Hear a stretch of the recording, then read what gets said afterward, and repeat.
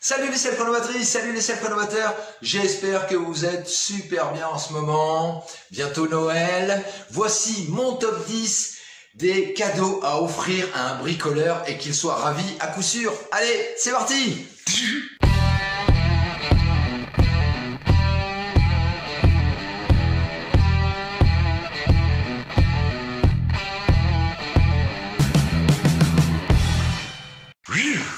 Alors, avant de vous envoyer mes 10 idées cadeaux à faire à un bricoleur pour les fêtes de fin d'année, eh bien, je voudrais vous parler d'une chaîne. C'est mon camarade Greg qui est en Belgique. Cette chaîne, ça s'appelle Le Joueur Buveur Greg. Et en fait, il vous fait découvrir ou redécouvrir des jeux rétro, des jeux nouveaux, des tests de console, des tests de manette. Et en même temps, hyper atypique, au début de chaque vidéo, il vous fait découvrir une bière et quoi de mieux qu'un Belge pour vous faire découvrir des bières? Et bien évidemment, il va vous faire découvrir des bières de Belgique, il en teste bien d'autres. Mais je vous invite à aller voir sa petite chaîne, je vous mets le lien en description.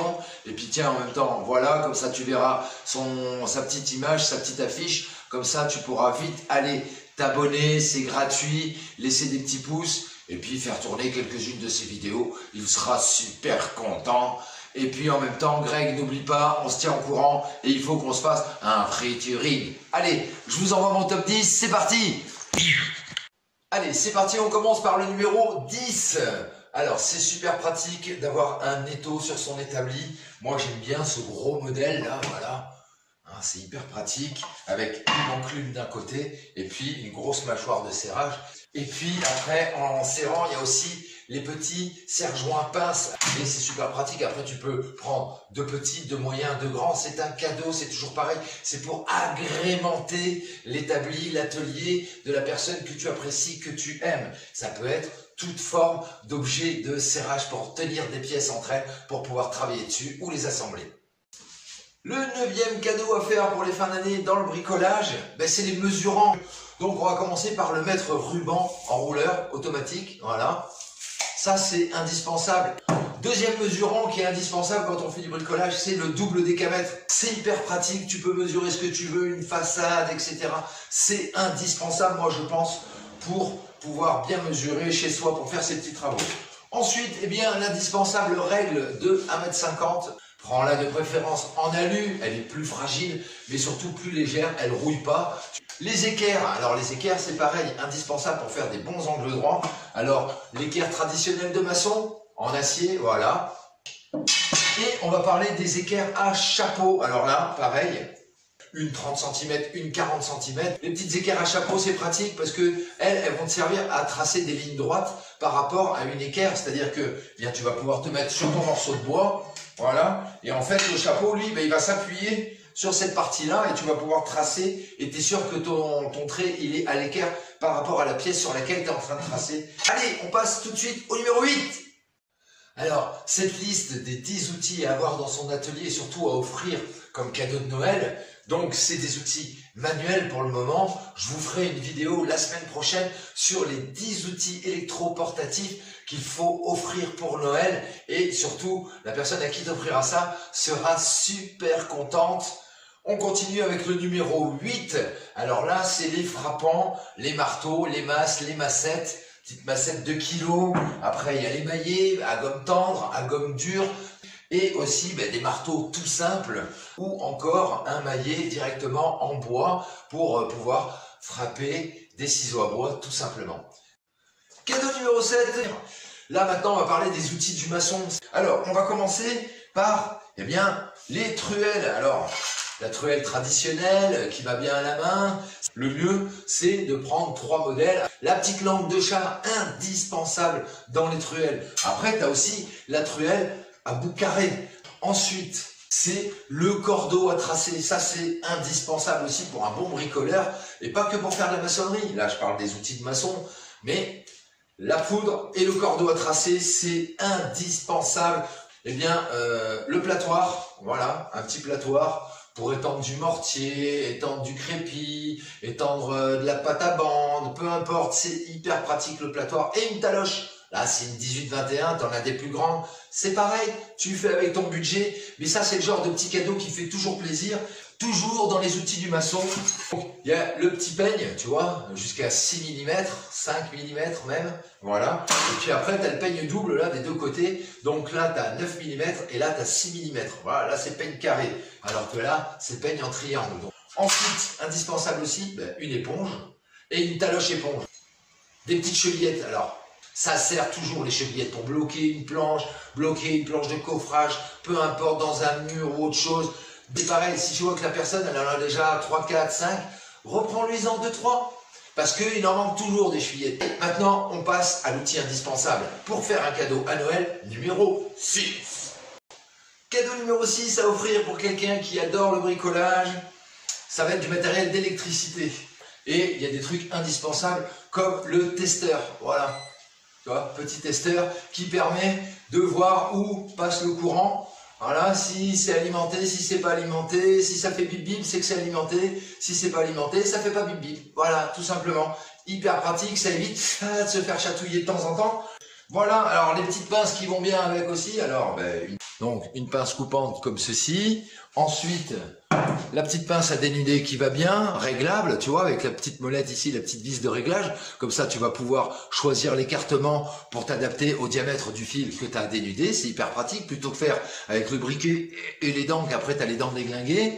Et puis, une petite pince à bec. Alors, la pince à bec, elle va être super pratique. Ça va être pour sur les tableaux, pour remonter tes câbles. Dès que tu commences à arriver à 3,5 carrés, 4,5 carrés, 5, 6 carrés, une petite pince à bec, c'est bien pratique pour tordre ton câble et hop, le rentrer dedans pour pouvoir le clipser ou alors après, visser, serrer derrière. Quelques petits tournevis d'électricien. Alors, faut qu'ils soient isolés. Donc, des tournevis plats. Et puis un tournevis cruciforme, parce qu'on ne sait jamais sur quoi on va tomber, pour visser dans les boîtiers. Isolé, c'est-à-dire que même la tige métallique qui permet de visser est recouverte d'un plastique isolant et qui est pris complètement avec le manche. Voilà. Numéro 5. La mallette d'outils, c'est quasi indispensable. Voilà, je te montre. Tu prends la marque que tu veux. Alors là, c'est clé à cliquer, grand modèle, petit modèle. Et ça va du 4 à 27. Et puis, tu as une petite boîte avec des vis. Alors, les 6 pans, les cruciformes, les plats, les torses et tout. Tu vois, tu en as une quinzaine à l'intérieur. Donc, ça aussi, c'est le petit cadeau super sympa. La petite mallette, ça, voilà. Tu en as pour une trentaine, quarantaine d'euros. Prenez quand même quelque chose qui tient la route. Allez, tout de suite, on passe au numéro 4. Des outils pour le plaquiste. Et oui, tout le monde a envie de faire ses bandes. Alors, on va commencer par les couteaux à enduire. Là, je t'amène 3 couteaux différents. Voilà, tu vois, donc là, un 15, un 25 et un 50. Voilà, 3 couteaux différents. Si tu peux, prends des couteaux américains. Ce qu'on appelle couteaux américains, c'est qu'ils sont arrondis ici sur les bords, tu vois. Donc, c'est quand même toujours plus pratique. Et en inox, comme ça rouille pas, c'est un tout petit peu plus cher, mais au moins tu es tranquille et tes couteaux ils durent. La petite pince pour sertir les rails, les montants, les fourrures, ce que tu veux. Eh bien la pince, alors elle est simple point, c'est une pince allemande, alors elle est top de top. Et puis bien évidemment la petite cale à poncer avec un peu de papier de verre. Grain 120, 180, 240, le grain que tu veux, le grain qu'il faut. Voilà, la petite cale à poncer qui va bien et zit, zit, zit, zit, zit, c'est nickel. Allez, on passe tout de suite au numéro 3. Le cadeau numéro 3, c'est les extrudeurs. Donc voilà, tu ouvres, tu mets ta petite cartouche de produit à l'intérieur et puis après... Bon, ça c'est pas mal. Tu vas pas te ruiner avec ça. Bon, il y en a qui coûtent cher, hein. Alors fais attention, hein, te trompe pas, parce que des fois on t'en vend des super chers et c'est de la caille. Moi je vais te proposer un autre truc. Donc ça c'est un extrudeur qui se connecte à ta visseuse dévisseuse. Je te montre. Donc en fait, eh bien ici, c'est le même système qu'une tête de visserie, de vissage, tu vois. Tu viens poser ta visseuse là au bout, tu serres là-dessus et ensuite tu viens poser ta batterie. Alors, il faut que ce soit une batterie talon, une batterie chaussure un peu, tu vois, qui fait un angle droit. Et tu viens mettre ton petit velcro autour de la batterie et boum, ça va tout seul, c'est un vrai bonheur. Et là, je vais vous parler d'un autre crash purée, celui-ci, il est génial. Alors là, c'est Un crash purée pour faire le jointoiement des murs en pierre. On aime beaucoup tous avoir des murs en pierre apparente. Donc il faut gratter les joints, etc. Et ensuite il faut re-remplir avec un mortier chaussable. Tu viens remplir ton godet ici. Et en fait, à l'intérieur, c'est une vis sans fin et qui vient faire sortir ton matériel au bout, ta camelote ici. Tu as différentes buses de différents diamètres et de différentes formes. Voilà. Et tu adaptes par rapport à la taille des joints que tu as à faire. Mais ça, c'est pareil. C'est un gain de temps phénoménal. Alors, le cadeau numéro 2. Les EPI, tu peux faire un petit cadeau aussi. Eh bien, déjà, les trucs indispensables, les babs, bouchons anti-bruit, bouchons auriculaires, tu peux les prendre comme ça c'est pratique, ça rentre bien dans les oreilles. Tu as aussi le casque anti-bruit qui réduit le bruit de 30 à 40% suivant les marques. Ça, c'est 50% de bruit réduit avec les bouchons auriculaires. Après, le petit masque, tu vois, ultra fin, comme ça, les gens comme moi qui ont des lunettes, eh bien, tu peux poser des lunettes dessus et t'as pas de buée dans les lunettes. Ça, c'est top. Donc, c'est un FFP Dry, un FFP3. Donc déjà, c'est mieux que ce qu'ils nous imposaient de porter pendant 2 ans et demi là, avec leurs règles et leurs mesures qui ressemblent au gouvernement qu'on a d'ailleurs. Ça filtre les poussières de tronçonnage, que ce soit le bois, l'acier, le béton. Si tu venais à déplacer quelques plaques de fibrociment, mais pensez aux gants, la combarde, les surchaussures, et après il faut tout jeter, y compris le masque. Quoi d'autre? Quand tu fais de la soudure à l'arc, au plomb, à l'étain, ce petit FFP3, c'est pareil, il filtre toutes ces particules nocives et dangereuses pour la santé. Lunettes de protection, t'en as plein de formes, plein de marques différentes, avec les branches qui s'étendent parce que t'as une grosse tête, t'as une petite tête. Ça, c'est pas mal, faut pas oublier, il faut que ça protège aussi sur les côtés. Il peut y avoir des projections latérales, les étincelles. Les petits gants qui vont bien. Gants traditionnels avec du caoutchouc à l'intérieur, en tissu à l'extérieur pour que les mains respirent. Et puis après, tu as les gants pour tronçonner. Donc, c'est des gants en maille métal, en nitrile. Voilà, si tu as le malheur de déraper, ça arrive. Ça dérape sur le gant, c'est le gant qui ramasse et c'est pas tes mains. Et t'es pas blessé et c'est toujours plus important. Petites chaussures de sécu, pareil, hein, je t'en parle pas plus que ça. Tu prends, tu t'adaptes à la pointure. Alors tu as en chaussures, en basket, en chaussons, en bottes. Et puis après, il y a les vestes, les pantalons, la combarde complète, la salopette, blanche pour les plâtriers, les plaquistes, etc. Tu choisis la taille, le modèle que tu veux, la couleur que tu veux, qui s'adapte à la personne que tu aimes. Voilà. Allez, tout de suite, on passe au numéro 1.